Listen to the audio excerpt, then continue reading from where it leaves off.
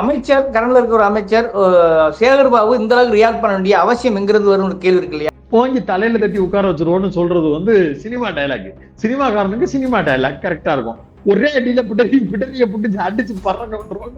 இப்ப அவர் சொல்லிட்டாரு, இப்ப அந்த ஸ்டேட்மெண்ட் அப்படியே இருக்கும். இப்ப உனக்கு பூரா என்ன பண்ணுவாங்க தெரியுமா? சர்க்கார் 500 கோடி வசூல்றான். அவர்கள் எந்த வகையில் அடிக்கின்றார்களோ அதை விட 100 மடங்கு வேகமாக ஒரே அடியில் பிடரியை சிலுக்கின்ற வண்ணம் அடிப்பதற்கு திராவிட முன்னேற்ற கழகம் களத்தில் தயாராக இருக்கின்றது. அதெல்லாம் நம்ம பொருட்படுத்த முடியுமா?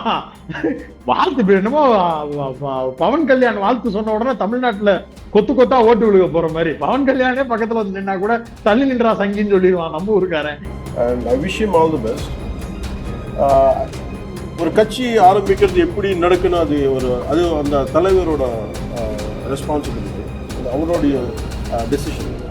அது எப்படி இருக்கு maybe if he comes and reaches out I don't know as of now, but இப்போ வரைக்கும் அந்த மாதிரி பேச்சு நடக்குது. 1000 கோடின்னு சொன்னார் அமித்ஷா.